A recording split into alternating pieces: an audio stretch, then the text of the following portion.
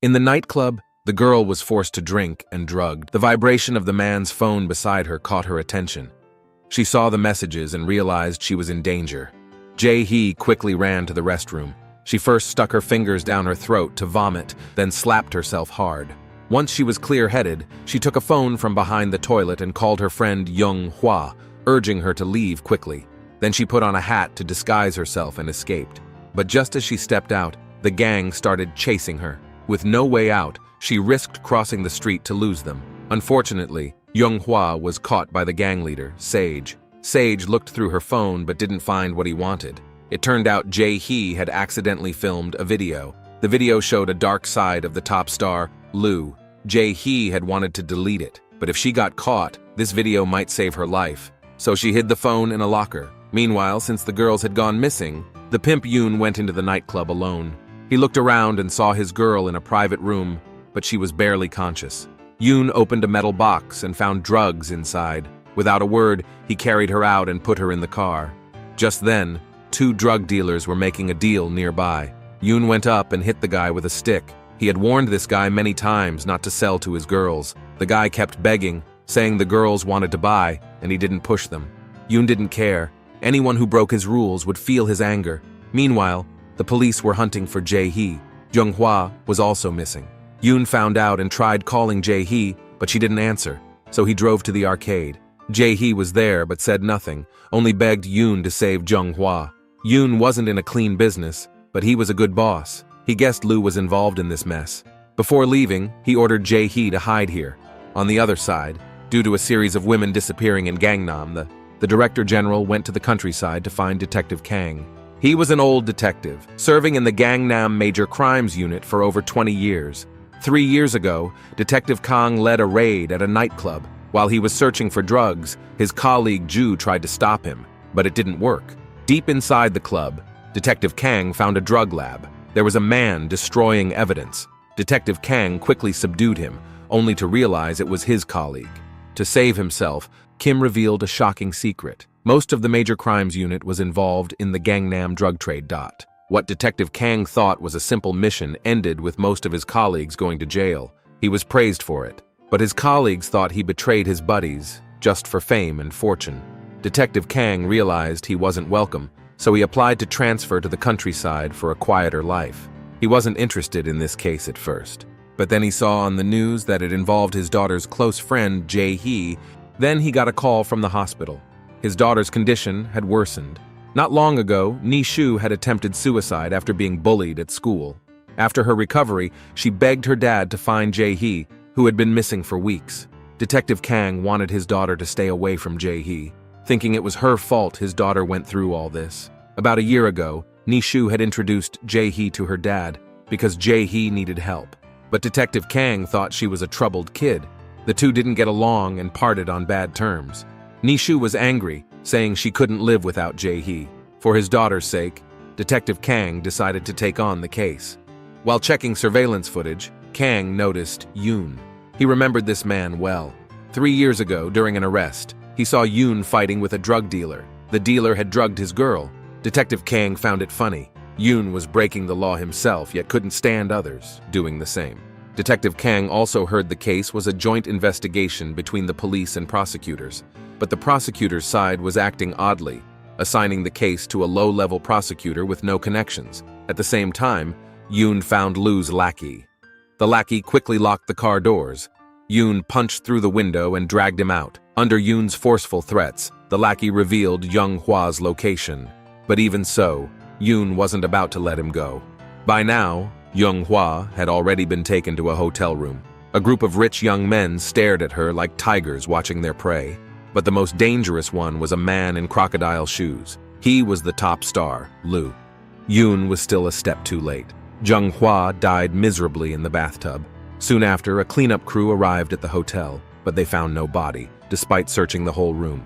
Sage quickly called Loo to inform him, but Loo wasn't worried. He told Sage to find Jae-hee fast and get rid of the video. Meanwhile, at a subway platform, a cleaner found Young-hwa's body. Yoon had done this. Now the police were after him, but only by making a big scene could he seek justice for Young-hwa. Detective Kang returned to the Major Crimes Unit. His colleagues avoided him because of what happened 3 years ago. So he sought out an old contact, a former cop who was arrested 3 years back. Now he'd quit the force and engaged in shady businesses. With Kim's help, Detective Kang learned that Yoon was Gangnam's top pimp. He had 2 star girls. One was the murdered Young-hwa, the other was the missing Jae-hee.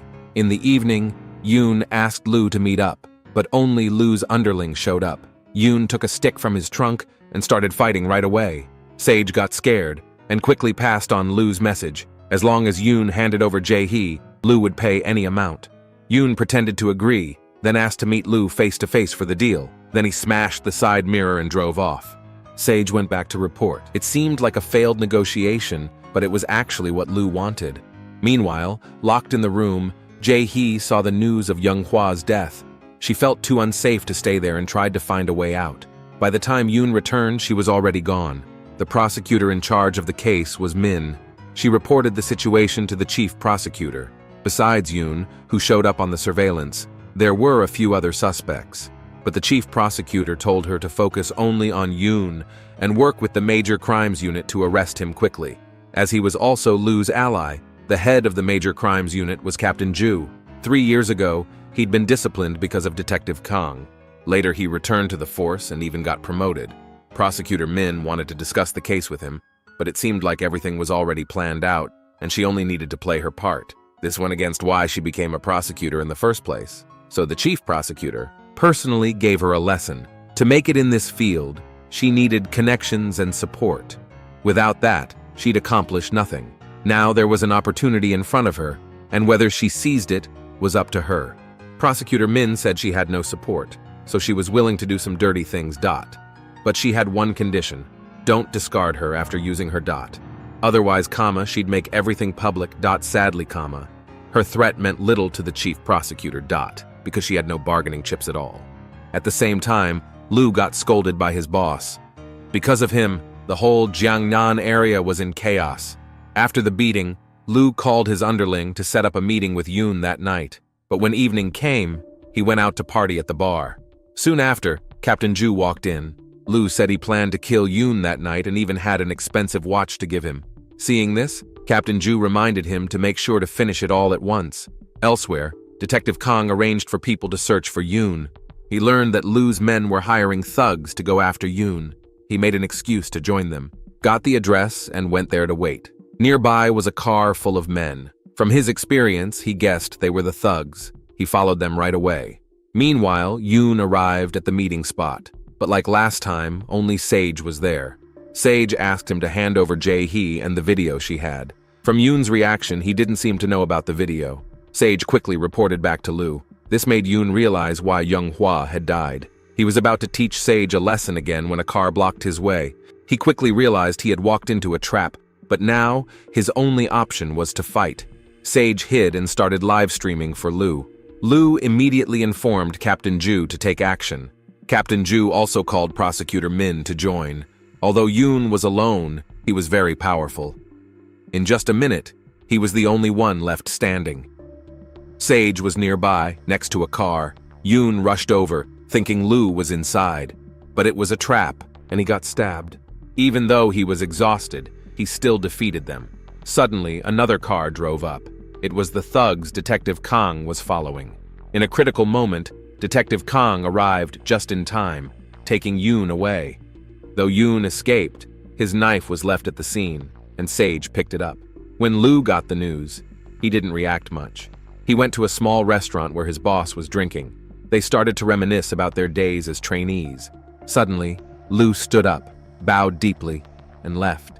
The boss didn't think much of it and continued drinking. Then, a boy came in asking for an autograph. Just as the boss picked up the pen, he was stabbed several times. Loo entered the room again. The boss finally realized what was happening, but it was too late. Loo took his phone and called President Choi, saying he wanted to take over his boss's position and control Gangnam trade. Meanwhile, Detective Kang asked Yoon why he left the body on the platform and who really killed Young-hwa. Yoon didn't want to answer, saying the police were useless. 3 years ago, Detective Kang caught some traitors in the police station, but that was nothing. Gangnam trade wouldn't be brought down so easily. Suddenly, A police car blocked them.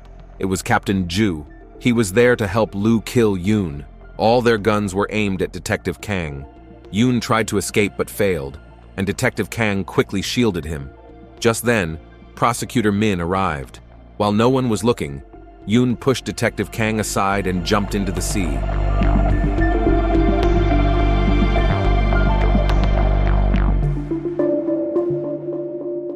A nightclub girl offended a powerful man and was caught. She was even disfigured. Her pimp boyfriend tried to save her and went to the death duel arena. Yesterday, Yoon was stopped by the police while running away. He saw his chance and jumped off a bridge. Detective Kang questioned her about why she framed Yoon. Prosecutor Min instead asked him why he was interfering in the case. They argued fiercely and parted on bad terms. Meanwhile, Yoon climbed out of the sea. Soon, the police got a report from the restaurant. Prosecutor Min went to interview the suspect, Lu. Lu calmly said his boss had called him out for drinks, and after chatting for a bit, he left. He pointed the finger at Yoon, even revealing Yoon's secret social media account. While looking up information, Prosecutor Min found out that Lu had been accused of sexually assaulting the female dancer in the past, but was eventually declared innocent. Just as she began to suspect Lu, her assistant informed her that the weapon left at the restaurant belonged to Yoon. Her instinct told her Yoon was being framed. She went to the platform to look for clues. There, she noticed a girl sitting on a bench, staring intently at Lu's ad. Prosecutor Min thought the girl looked suspicious and asked if she knew Young Hwa. Hearing this, the girl quickly got on a train and left. Prosecutor Min turned back in frustration but found some memorial items left behind. Since Detective Kang couldn't trust his current colleagues, he decided to work secretly with his old partner. He tracked Yoon's last phone call to an arcade. While searching for clues, he got a call from the female detective. She had found a lead on a blonde guy through the girl's social media. This guy had quit his job the day after Young Hwa's death, claiming he was going abroad, which seemed suspicious. Just then, the guy posted an update online. Detective Kang zoomed in on the background of the photo to find clues and went off to locate him. Right after he left, Yoon returned to the arcade. He went to the basement to treat his wound. His buddy called to tell him that Lu had killed his boss, warning Yoon to be careful. Yoon sat there, thinking about his past. Years ago, he had worked for a female pimp. The first time he saw Jae-hee was when she was beating up her clients in the street. The female pimp liked Jae-hee's toughness and invited her to work under her. Though Yoon had become used to this shady business, he always reminded Jae-hee to be careful. But less than 10 minutes after he'd sat down, Jae-hee returned with bruises. She had fought a client because he refused to tip. Yoon asked her why she worked so hard for money. Jae-hee said that only by working hard could she escape this life and then live freely. She then asked Yoon to help cover her scars with tattoos. Yoon realized Jae-hee was different from the other girls. Yet while they were working towards their dreams, the female pimp who controlled all of Gangnam was found dead at home. They had nowhere to go. Yoon urged Jae-hee to find another job and live a normal life, but Jae-hee knew that once in this job she'd end up coming back. She hoped Yoon could protect her and the other girls.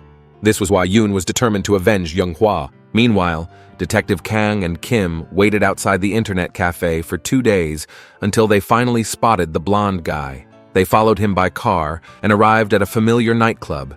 They went into the building, found a room deep inside, and discovered it full of drugs. Suddenly, a dealer tried to attack from behind but failed. Kim quickly dealt with them. While he was resting, another dealer suddenly rushed at him with a knife, but the female detective arrived just in time. Meanwhile, Detective Kang found the blonde guy and subdued him. He opened the door and saw a girl inside, tortured and in terrible condition, even recorded on video. As he covered her with a coat, someone at the door tried to escape. Detective Kang chased after him. The man had a gun. Detective Kang leaped on him and then quickly picked up the gun. The man turned out to be Captain Ju. In the end, both were taken back to the station. Captain Ju, caught for drugs and prostitution, shamed the entire police department. The chief prosecutor immediately ordered him to be fired and jailed. However, Captain Ju asked to see Prosecutor Min. He wanted her to call his wife to say he was safe. But as he finished giving her the number, Prosecutor Min realized it was Lu's number. Captain Ju told her to let Lu know he'd be keeping quiet for now. At the same time, Lu looked at his phone, feeling upset as he read Captain Ju's text. Worse yet, Sage called to say Yoon broke into the nightclub looking for him. Sage led Yoon to where the police were on purpose. Yoon noticed and quickly ran out the back door. Captain Ju, to lessen his own punishment, planned to reveal Lu as the mastermind, but he wanted to meet Prosecutor Min alone. Hearing this good news, Prosecutor Min went straight to Detective Kang. However, Detective Kang thought it was a trap from those guys. Prosecutor Min mentioned she saw a suspicious girl at the platform who seemed to know Young Hwa. Detective Kang pulled out a photo and confirmed it was Jae-hee. Suddenly, Lu called. He told Prosecutor Min to hurry to the club because he had caught Jae-hee, and Yoon was on his way. Prosecutor Min warned him that Captain Ju had confessed, so he couldn't escape. But Lu didn't seem worried. He said he'd arranged a killer in prison, the same guy Captain Ju had arrested before, who'd even lost his front teeth because of him. Now he could finally get his revenge. Lu threatened Prosecutor Min to come right away, or he'd kill Jae-hee and hand over her body to the police. So the two decided to join forces and share information. Meanwhile, Yoon also got a threat. He zoomed in on the photo and saw the familiar tattoo. He drove to the nightclub right away. Just then, Prosecutor Min texted him, warning it was a trap. To gain his trust, she even mentioned that Jae-hee went to pay respects to Young Hwa. Yoon was still a bit doubtful as he had never met her.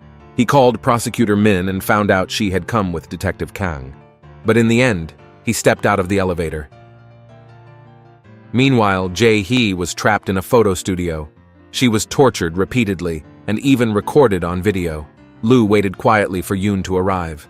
As the door slowly opened, it was Prosecutor Min who entered. Actually, all of this was fake. Lu had hired a girl pretend to be Jae-hee. Yoon had already left the club, and he stayed on the phone with Prosecutor Min, realizing it was a trap. After this, Yoon let down his guard and met Detective Kang and Prosecutor Min at the arcade. He told them Jae-hee had a secret video, which was why she was being hunted. If the video leaked, the whole South Korean chaebol would be in chaos. Young Hwa had also been tortured to death by this group. Since the chief prosecutor was involved, Detective Kang asked the Director General for help, hoping the top prosecution office would take action. But the Director General didn't want to get involved. Prosecutor Min mentioned the chief prosecutor was his rival for the presidency, suggesting he use this chance to take him down. So the Director General reached out to the Inspector General to record Yoon's statement. Yoon also received 24-hour protection from Detective Kang. During their conversation, Detective Kang found out Yoon knew his daughter. He questioned Yoon if Nishu's tattoo was due to their threats, but Yoon scolded him for not caring enough about his daughter. A few years ago, Jae-hee had brought Nishu to get a tattoo. Yoon had refused, thinking she was still a child. But when Nishu showed the scar on her arm, everyone went silent. Detective Kang felt deeply guilty and regret after learning the truth. The next day, Prosecutor Min went to get the chief prosecutor to sign some papers. As she was leaving, she ran into the Inspector General. It turned out they weren't just colleagues, they were close friends. Prosecutor Min decided to expose everything to the media to get attention, so the chief prosecutor couldn't stop her. But Detective Kang disagreed. If exposed, these poor girls' lives would be ruined. Jae-hee borrowed some money from a friend. She warned the girl to stay away from Lu or it would end badly. But the girl didn't listen and even told Jae-hee not to bother her again. Jae-hee then went to her locker and took her phone. Meanwhile, Lu was planning a boxing match where he let wealthy people bet online. As more joined, Lu got excited, ready to make big money. Just as he was about to celebrate, Sage barged in. Lu started cursing, but when he saw the girl from Yoon's group, he gave an evil smile. They forced her to find Yoon's buddy and captured them both. Soon, Jae-hee got a threatening message. It was a video of her friends being tortured. She knew she couldn't hide any longer. She contacted Yoon, sent him the video, and said she would go to the arena to save them. Yoon, of course, wouldn't let Jae-hee go to her death. At that moment, Kim noticed Yoon was missing and quickly contacted Detective. He angrily asked Yoon what he was up to. Yoon told him the truth. Then Prosecutor Min and Detective Kang hurried to apply for a search warrant. Jae-hee faked an accident with a man on the street and managed to sneak into the arena. After dealing with the man, she slipped backstage and found her friend barely alive. Lou showed up and asked her for the video. When he got the phone, he saw there was nothing on it. Jae-hee tried to kill Lou, but his men quickly caught her. Angry, Lou beat her and cut her face. At the same time, Yoon's buddy was thrown into the arena. All the fighters fought viciously for a 2 billion prize, and one of them even died. His body was taken to the backyard, where Yoon, who had sneaked in, saw it. Yoon put on the dead fighter's gear and entered the arena. He fought hard and saved his buddy. As Yoon took down all the fighters, Lou stood on the stage, threatening him with Jae-hee. Then more fighters entered the arena. Lou told them to kill Yoon and raise the prize to 3 billion. Seeing Yoon was almost at his limit, Prosecutor Min and Detective Kang arrived with a search warrant. Lou refused to stop the fight, saying tonight's bets were up to 20 billion, but the rich gamblers all left the game. The audience also drove away, plus the fight was being live-streamed. It was Jae-hee's gift to Lou. She wanted all his fans to see the true face of a top star. With no other choice, they fled in a hurry. A brick suddenly flew out, causing the car to lose control and stop. Lou took his anger out on Sage. When Lou got out, Sage, who had held a grudge for a long time, locked the car doors. Seeing Yoon approaching, Sage hit the gas and drove off. Although Yoon was badly injured, he was still more than a match for Lou. Just as he was about to avenge Jae-hee, Detective Kang arrived in time to stop him. But Yoon was determined to kill Lou and make him pay. Detective Kang told him Jae-hee was now safe. It turns out that the police had blocked all exits and Prosecutor Min found Jae-hee in the back seat alive. Hearing this, Yoon finally calmed down. The injured were then taken to the hospital.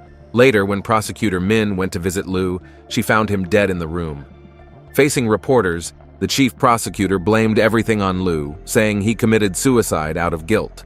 At the same time, the investigation department was searching Prosecutor Min's office, because 2 more people had died in her case, and this was also the consequence of her betrayal of the chief prosecutor. Meanwhile, Detective Kang got a call from his daughter's phone, but a stranger's voice answered. Ni-shu had been kidnapped.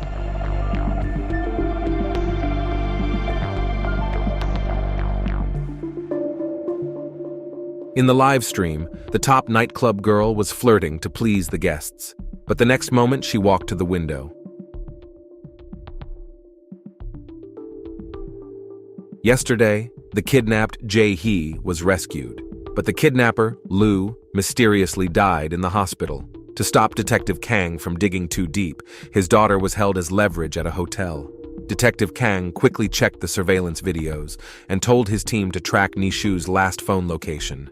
He followed the address to a cleaning company, but it was completely empty. So Detective Kang decided to look for a way through Jae-hee. He hoped Jae-hee would give him the video evidence. Because of this video, she had been in danger the whole time. And with the video, he could use it as leverage to negotiate with the kidnappers.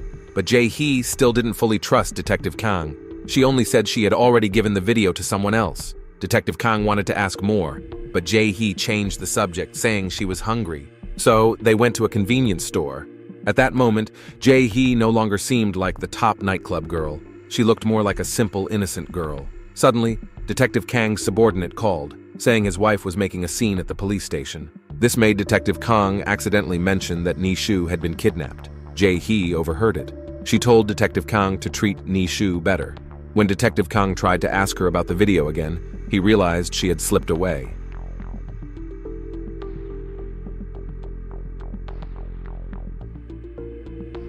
Because it was raining, the surveillance footage was blurry. Now, with his daughter gone and the witness missing, Detective Kang was in a tough spot. But early the next morning, Ni-shu was unexpectedly found on a park bench. It turned out Jae-hee went back to the nightclub and gave the crucial video to Manager K. In exchange, Ni-shu safely returned home. However, Jae-hee had to go back to being the nightclub girl.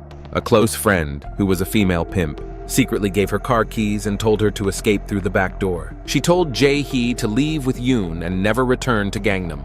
Jae-hee refused the kind offer. If she left, the female pimp would be in danger. Also, she had run away many times before. This time, she decided to face her fate. To celebrate the launch of the new server, Kay planned a special live stream for Jae-hee. Detective Kang noticed the live stream background was the building across from the cleaning company. He rushed there immediately. On the other side, Yoon's injuries were no longer serious. On the day they rescued Jae-hee, Detective Kang had advised him to leave. If he stayed in Gangnam, the police and prosecutors would do whatever it took to catch him. Detective Kang promised to do everything to protect Jae-hee. His friend also told him that only by leaving could Jae-hee have a chance to start over. So that night, Yoon planned to take a boat and leave the country. But before leaving, he couldn't reach Detective Kang. He felt very uneasy. Suddenly, he got a goodbye message from Jae-hee. He realized something must have happened to her, so he gave up his chance to leave. At night, Jae-hee put on a sexy outfit and stepped in front of the camera. The live stream was buzzing with excitement. Jae-hee tried her best to do whatever the viewers asked. Gifts kept pouring in and piling up. At that moment, Detective Kang found the building and was shocked by what he saw. Suddenly, a thug tried to attack him but was quickly defeated. Through the monitors, Detective Kang spotted Jae-hee. Just then, Kay walked into the room, overpowered Detective Kang in a few moves, and injected him with a sedative. Before he passed out, Detective Kang finally saw the real face of President Choi, the mastermind behind everything. Meanwhile, Jae-hee smashed a window and stood on the ledge. The audience thought it was part of the show and kept cheering her on, but in reality, Jae-hee was trying to fight against her unfair fate with her small strength. She wanted to choose her own ending. When Yoon arrived, he saw Jae-hee's body. In that instant, he broke down completely. Just then, President Choi's car drove past him. Filled with rage, Yoon chased after it like a madman, but got hit by a speeding car. Nishu also got a voice message from Jae-hee before she died. In it, Jae-hee talked about their beautiful friendship. Nishu once told the female pimp that Jae-hee had saved her life, so she wanted to do everything she could to help Jae-hee. But actually, for Jae-hee, it was Nishu who saved her. Back in school, Nishu was often bullied and didn't dare to fight back. One day, Jae-hee saved her by accident.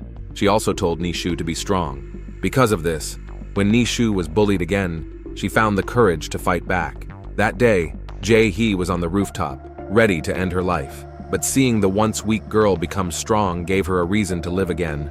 After hearing all this, Nishu broke down and cried. The next day, Detective Kang took Jae-hee's ashes as her guardian. But Nishu blamed Jae-hee's death on her father. At the same time, Yoon burned Jae-hee's belongings. After hearing Jae-hee's final goodbye, he decided to take revenge for the woman he loved. On the other side, Prosecutor Min was sorting through files about the Gangnam trade cases. She noticed a tech company that kept showing up. The owner of the company was President Choi. She then checked Lou's phone and found President Choi's contact info.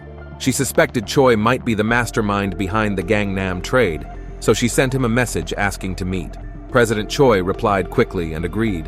When they met, Prosecutor Min shared the clues she had, but President Choi wasn't scared at all because he was already prepared for this.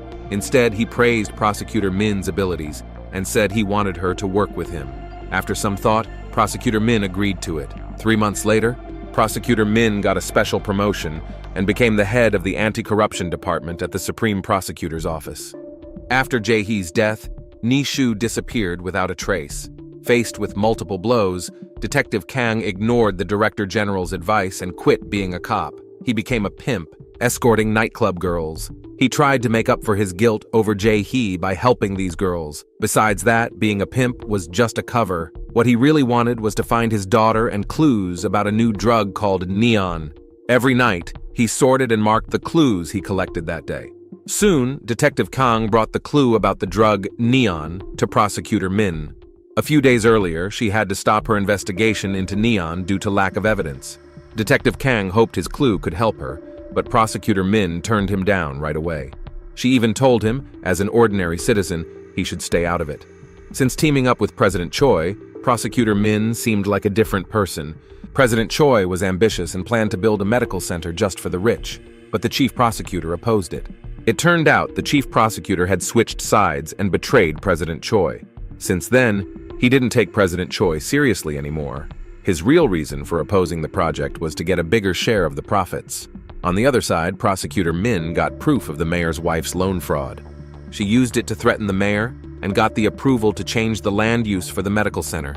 President Choi told her to keep investigating the Minister of Food and Drug Safety.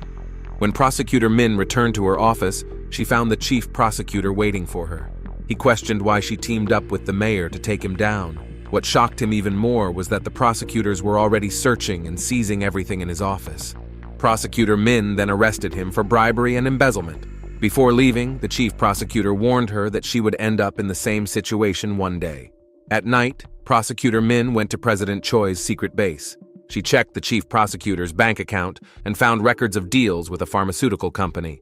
Realizing he couldn't hide it anymore, President Choi revealed the real purpose of building the medical center. He planned to sell both drugs and antidotes. The idea was to get people addicted first, then help them quit. After a few rounds of detox, their bodies would break down. To live longer, they would come to the medical center for treatment. This way, President Choi could make endless money. Hearing this, Prosecutor Min realized President Choi had her investigate the Food and Drug Safety Minister to control the raw materials and get legal selling rights. Then, President Choi showed her his latest research, neon. On the other side, Detective Kang was still desperately looking for his daughter. He found out that Jae-hee's social media account had been active recently. He sent a cautious text, asking if she was Nishu. To his surprise, Nishu replied that she had something important to do and told him to stop looking for her. Recently, the places Nishu showed up matched the locations where Neon was seen. It was clear she might be involved with drugs. Detective Kang then went to find the female pimp, but accidentally saw a nightclub girl on the verge of death. He quickly drove them to a clinic. Yoon happened to see this and followed him. While Detective Kang wasn't paying attention, Yoon punched him hard. Yoon was angry because Detective Kang had promised to protect Jae-hee. Now, Yoon didn't trust any cops anymore. He warned Detective Kang to stay out of his business. The female pimp told him that death was Jae-hee's own choice. Yoon refused to accept it. He tried to get her to reveal Kay's whereabouts. He wanted revenge for Jae-hee. A few days ago, Yoon grabbed a can of gas from his car and went to a nightclub. He accidentally discovered the new drug neon and found out Kay was selling it. Before leaving, he burned all the neon he saw.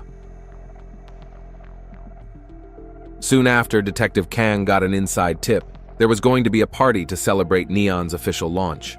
Yoon also received a message about the party from the female pimp. Detective Kang went to the party and saw it was at an education center. But inside, it looked like a nightclub, with people partying like crazy. Detective Kang tried to find his daughter in the crowd but got into a fight with a man.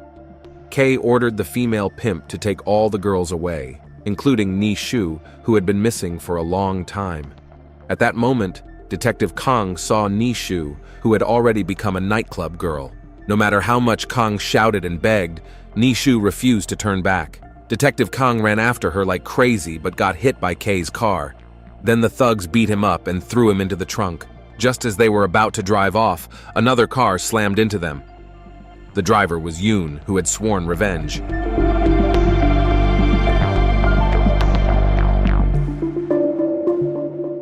Yoon saved Detective Kang, but Kay wanted to kill them both. Luckily, police sirens sounded nearby, and the thugs ran away in a panic. Yoon took Detective Kang to a safe place. Detective Kang told him that Nishu had become a nightclub girl. Yoon didn't care and even mocked him, saying he should feel the pain of losing someone he loves. Detective Kang went to the female pimp's house, but only found a girl there. He asked for the pimp's contact information and begged her to release his daughter. The pimp refused to help because she had seen Nishu refuse to leave with her father. Detective Kang then learned from the girl about Kay's secret base, which was still in that nightclub. He rushed there right away. While searching, he found Yoon was also there. Yoon was also looking for the thugs to avenge Jae-hee. After calming down, Yoon revealed that President Choi was the mastermind behind everything. Suddenly, Sage broke in and tried to attack Yoon but failed. Yoon was about to kill Sage when Sage pressed a switch, opening a glass room. Detective Kang and Yoon were shocked. Inside were bottles of alcohol, drinks, and drugs. Meanwhile, the pimp, feeling sorry for Nishu, urged her to go home. Nishu refused and showed her a video. Before Jae-hee died, she sent this important video to Nishu, asking her to give it to her police officer father to expose a big scandal in Korea. That night, President Choi was hosting an important party, with some girls attending to accompany him. Ni-shu volunteered to go, planning to avenge Jae-hee herself. She had already hidden a weapon inside an e-cigarette. The female pimp was convinced and reminded her to stay safe. Meanwhile, Kay got a call from Sage, who said Yoon and Detective Kang were at the nightclub to take Neon. Of course, Sage was lying under their threats to lure Kay into a trap, but soon, the two found the nightclub had hidden cameras, and Kay was watching their every move. At that moment, the female pimp called Detective Kang and asked him to rescue all the girls in the nightclub. She didn't want the innocent girls to suffer anymore. Detective Kang decided to rush over, but Yoon insisted on staying to deal with the thugs. Detective Kang could only pray for his safety. Yoon waited quietly with a lighter in hand. The thugs broke in, but they were holding fire extinguishers. Yoon was in serious danger. On the other side, the female pimp knocked out a guard with a bottle. She then told the girls they wouldn't have to attend the party tonight, but Kay suddenly appeared. He recognized Detective Kang's daughter and cruelly killed the female pimp. The thugs took all the girls away. By the time Detective Kang arrived, it was too late. The only good news was that the female pimp was still barely alive. She handed him a doll. It was the birthday gift Detective Kang had given his daughter. Inside the doll's small bag was a memory card with a crucial video. A few hours earlier, Ni-shu, worried about something happening to her, had asked the female pimp to give the card to her father. After watching the video, Detective Kang finally understood the darkness behind Gangnam. It turned out the nightclub bosses and chief prosecutors were working together, using girls for drug testing. To test an antidote, men injected drugs into a girl on the spot. Jae-hee secretly recorded this shocking scene. Detective Kang immediately sent the video to his subordinate to analyze it at the lab. The female detective, hearing about the drug tests, thought of Prosecutor Min. She had been following Prosecutor Min on Detective Kang's orders and saw her visiting a pharmaceutical company. Following the clues, Detective Kang went to a place Prosecutor Min often visited. There he met her friend. The woman told him the truth. Prosecutor Min had been working with President Choi just to gather evidence. By gaining his trust, Prosecutor Min infiltrated their operation and got important intel. President Choi, prosecutors, the mayor, and the pharmaceutical company were running a scheme. They created a cycle of poisoning people and then selling the antidote for profit. Detective Kang found out the truth and called Prosecutor Min to tell her about his daughter going to the party. He promised to share the video of President Choi's crimes with her. In return, he asked Prosecutor Min to go to the party and help him stall for time. She agreed and went to the party immediately. At the party, besides President Choi, the mayor and other high-ranking officials were present. Unexpectedly, the chief prosecutor, who she had arrested before, was also there. It turned out he and President Choi were not really at odds. They had been acting to test Prosecutor Min. With no other choice, Prosecutor Min kept pretending and handed out contract papers for the project. Then President Choi opened a glass window, revealing girls who were about to be used for clinical trials. Ni-shu was among them. President Choi called in doctors to inject the girls with drugs and antidotes. The girls had severe reactions, and one even vomited blood and died. However, President Choi showed no emotion and ordered the experiments to continue. As Ni-shu's turn came, Prosecutor Min interrupted and asked the officials to sign the contracts first. This paused the experiments for the moment. After seeing the contract, the chief prosecutor became upset. He thought President Choi was taking most of the money, leaving only a small share for him and the others. Meanwhile, Yoon, who had been locked in a car trunk, disappeared. He had escaped earlier and was waiting for a chance to attack the thugs. Meanwhile, Detective Kang arrived at the pharmaceutical company, but he was quickly surrounded and beaten by the thugs. Just as he was overpowered, Yoon arrived and set a fire, helping him escape. Detective Kang ran inside, searching for his daughter. Kay sent more thugs to stop him. Detective Kang sent the video to all the officials there. After watching the video, the officials panicked. The chief prosecutor asked President Choi to destroy the video first, then fairly share the contract profits, and finally call for a meeting. Feeling threatened, President Choi ordered his men to shoot and kill him. The others, frightened, signed the contracts and fled. Only Prosecutor Min was left alone. At that moment, Detective Kang and Yoon were fighting the thugs. As more thugs closed in, Yoon pulled a switch to block the way, deciding to face them alone. He told Detective Kang to make sure to protect his daughter. After Yoon defeated all the thugs, Kay walked toward him, mocking him. Badly injured, Yoon couldn't match Kay and was pushed to his limit. But with a strong desire to avenge Jae-hee, he turned the fight around and won. Meanwhile, President Choi wasn't giving up. He brought Ni-shu, the last person not used for drug experiments, to stay with him. Ni-shu pretended to obey him, but President Choi already knew who she was. To take revenge, Ni-shu pulled out the weapon and attacked him, but he blocked her easily. At this point, Detective Kang fought his way through with the thugs and finally found his daughter. President Choi threatened to inject drugs into Ni-shu to turn her into an addict. Detective Kang tried to rush in to save his daughter but was subdued by President Choi's men. Ni-shu didn't want her father to get hurt, so she slammed her head on the floor repeatedly. Detective Kang couldn't stand seeing his daughter suffer. He knocked down the man and grabbed the gun.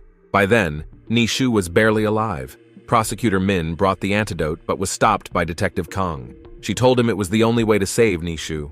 But in the end, Ni-shu still died.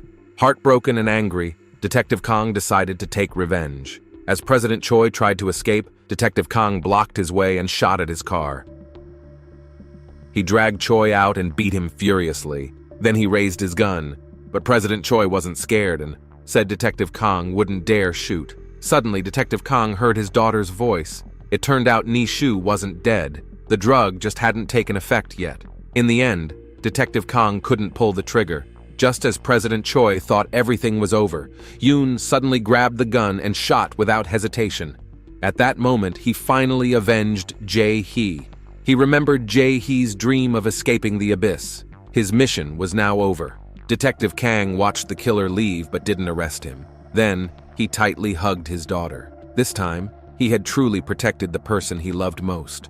Soon after, Detective Kang took his daughter to the cemetery. They paid their respects to Jae-hee. Ni-shu remembered running on the beach with Jae-hee, the time they spent together under the sunset.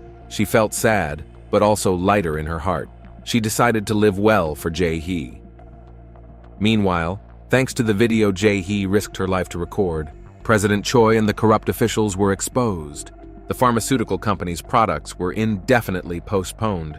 Also, Prosecutor Min brought down the criminal gang, but she had allowed some of their crimes. She decided to accept the investigation and take responsibility. Detective Kang returned to his police work and kept working in the Gangnam area. One night, he received a call and rushed to a nightclub, only to find the drugs had been burned. He quickly ran outside and saw Yoon hiding in the crowd. Yoon looked back, and they smiled at each other. Detective Kang knew Yoon was fighting crime in his own way, and he would also continue to protect Gangnam.